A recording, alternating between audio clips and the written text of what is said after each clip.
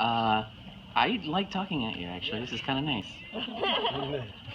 I'm going to try and hold this together. In the future, it's going to be talking with. Talking with, right. I like to talk at you. Fair, good point. It's so funny because so much of what he was saying about me is in part of my vows, I guess. So we both read our own vows. All right, I'm going to do this. Caitlyn, a little while ago, on one of our many trips back and forth from Oregon to California, I listened to a TED Talk. It was about how we as a society talk about love. And it was surprising to hear from the lady who did the TED Talk that the adjectives we use to convey love are all pretty negative, believe it or not.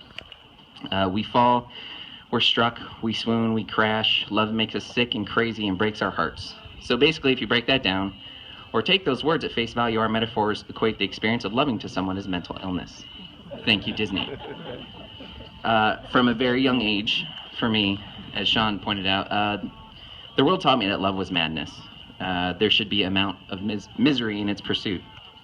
That you should be pining for someone, waiting for their calls or their texts, and that your self-esteem should revolve around someone liking you back. There are 8 films, 14 songs, 2 albums, and 1 novel with the title Crazy Love. Shakespeare said, "Love is merely madness." Friedrich Nietzsche said, "There's always some madness in love." And also, Got Me Looking, Got Me Looking, Got Me Looking So Crazy in Love by the famous philosopher Beyonce Knowles is another one. So why do I bring all that up on a day when we celebrate our love? Because for the longest time, love felt like something I couldn't choose. It was just supposed to happen. You're just supposed to fall uncontrollably because Cupid's arrow or some random romantic happenstance comes along. Love was romanticized and never felt like a choice. And at some point in my adult life, I stopped really being okay with that. And I demanded more from love, and that's when God brought you into my life. Caitlyn, you've changed my mind about how love should feel and exist. Here we go. I'm not falling in love anymore. I'm carried by it. I chose this willingly with a grateful heart. And when I think of our marriage, only one metaphor makes any sense. Our love... Sorry for fanning. Our love is a collaborative work of art. And today we create that art together for the rest of our lives. To be successful in art, you need certain traits. Effort and patience and shared goals and dedication.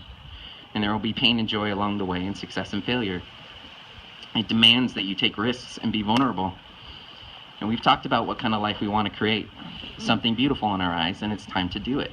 Time to choose a house and dogs and children and a future together. You stopped listening when I said dogs, didn't you? You are my best friend, the sunshine on my rainy days.